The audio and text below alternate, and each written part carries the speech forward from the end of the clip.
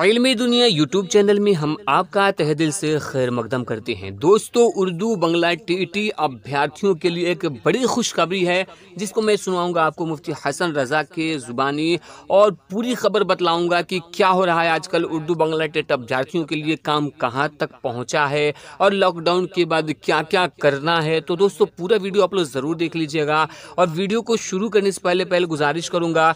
तो दोस्तों, सबसे पहले मैं गुजारिश करूंगा कि आप वीडियो को लाइक कीजिए, क्योंकि आप वीडियो को लाइक कीजिएगा तो इससे वीडियो वायरल होती है और ज़्यादा से ज़्यादा लोगों तक पहुंचेगी, जिससे आपकी मदद और सहायता पहुंच सकती है। और चैनल को सब्सक्राइब नहीं किया है तो जल्दी से चैनल को सब्सक्राइब करके बेल आइकन को दबा लीजिए, ताकि आने वाले हमारे लेटेस्ट वीडियोज़ का नोटिफिकेशन आपको आसानी के साथ पहुँचता रहे। दोस्तों, जैसे कि हम सभी जानते हैं कि पूरी दुनिया में कोरोना वायरस की वजह से लॉकडाउन है और जो जहां है वहीं पे कैद होकर रह चुका है। ऐसे हालात में भी उर्दू बंगला टीटी अभ्यर्थियों के जो सदर हैं मुफ्ती हसन रजा अमजदी ने हिम्मत और हौसले को दाद देना पड़ेगा कि वो लगातार नेताओं से फ़ोन के ज़रिए से जुड़े हुए हैं और अपने काम पे चर्चाएँ किए जा रहे हैं।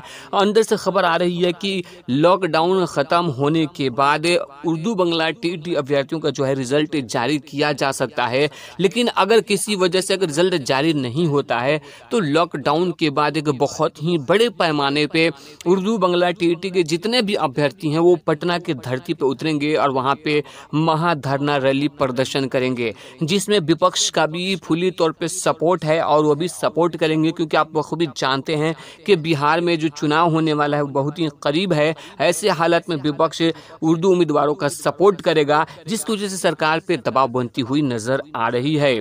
तो दोस्तों, आप लोग आइए सुनवाते हैं मुफ्ती हसन रजा अमजदी की जुबानी कि वो क्या कहते हैं। अस्सलाम वालेकुम, मैं हसन रजा अमजदी बोल रहा हूँ पटना से। उम्मीद है कि आप सब लोग खैरियत से होंगे। इस वक्त पूरे बिहार के उर्दू टीईटी उम्मीदवार ऑनलाइन मीटिंग में मौजूद हैं।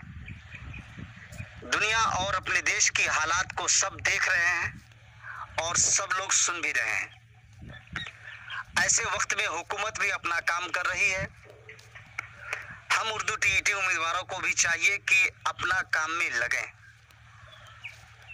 वैसे अल्हम्दुलिल्लाह मैं खुश हूं कि ऐसे वक्त में भी हम कुछ अफसरान से और कुछ रहनुमा से भी लगातार फोन लाइन पे बने हुए रहते हैं, ताकि हमारा मसला उनके ऊपर में चढ़ा रहे, हमारा मसला जिंदा रहे।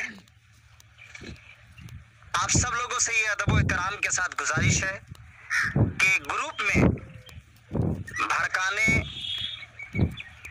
या किसी के खिलाफ उल्टी सीधी बातें या कोई पोस्ट न करने की कोशिश करें। बहुत सारे भाइयों को देखता हूं कि पता नहीं कौन कौन क्या क्या वीडियो ऑडियो उल्टा सीधा जो भी मैसेज हो वो फॉरवर्ड करते रहते हैं। बराए मेहरबानी वो कोई भी तस्वीर हो या कोई भी ऑडियो रिकॉर्डिंग हो या फिर वीडियो हो, अगर वो उर्दू टीईटी का नहीं है तो किसी भी ग्रुप में मत डालिए, क्योंकि दुनिया हमसे और आपसे ज्यादा चालाक हो चुकी है। आप किसी की भलाई के लिए कोई काम करना चाहिएगा, हो जाती है बुराई। इसलिए क्यों ना जितना हम किसी दूसरे ऑडियो वीडियो और फोटो को शेयर करते रहते हैं, फॉरवर्ड करते रहते हैं, अगर उतनी ही उर्दू टीईटी के मुतालिक जो वीडियो है, जो खबर है, वो फेसबुक ट्विटर मैसेंजर पे अगर करते रहें तो वो कहीं बेहतर होगा। तो आप कहेंगे हसन भाई वो पुरानी खबर है इसलिए नहीं, तो ऐसा वो हमारी खबर पुरानी नहीं है।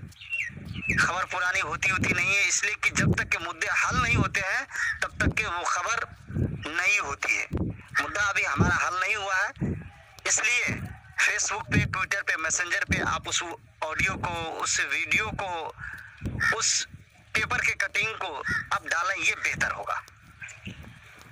मैं कुछ बात आप सब लोगों से मैं पूछना चाह रहा था, तो आपका जवाब होगा कि जो अफसरान से और जो रहनुमा से आपने जो बात किया वो क्या किया है। तो रहनुमा और अफसरान से बात यही हुई है, उसका खुलासा और माहासल यही है कि उर्दू टीईटी के ऊपर में लॉकडाउन खत्म होते ही बड़ी कार्रवाई होगी रिजल्ट के ऊपर में इंशाअल्लाह। ये हम तक के बात पहुंची है। तो मैं आप तमाम लोगों से मैं ये कहना चाहूंगा कि एक दूसरे से तालमेल रखें, एक दूसरे से फोन पे हमेशा बातचीत रखें और ग्रुप में अपने मसले के ऊपर में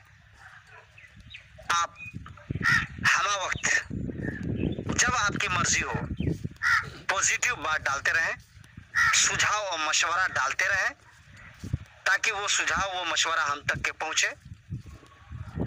सो जाने से नहीं, व्हाट्सएप ग्रुप को चेक करने से नहीं, सिर्फ ऑडियो रिकॉर्डिंग को सुन लेने और मैसेज को पढ़ लेने से नहीं, बल्कि उस पर अमल करने से काम होगा।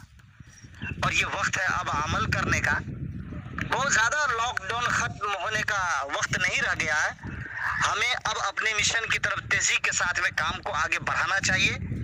और वो काम पूछेंगे आपकी क्या है, तो वो काम ये है कि जिस जिला सदर के पास में जो जिस जिला का सदर है उसके पास में अगर उस जिला के उम्मीदवारों का नंबर है तो उससे सलामो कलाम कर करके आप उनसे कुछ बात पूछ पाछ करें, अपनी इस हालात के बारे में मुकम्मल जानकारी दें और उनसे ये भी कहें कि हमारा वक्त अब तैयार रहनी चाहिए कि लॉकडाउन के बाद में हम उर्दू टीईटी के मसले को लेकर के पटना में हम एक महासंग्राम के लिए हमें तैयार रहना चाहिए।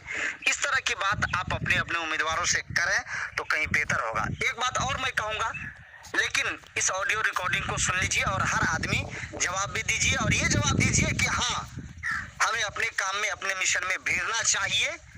हुकूमत अपना काम कर रही है, सब लोग अपना काम कर रहे हैं, हम भी अपना काम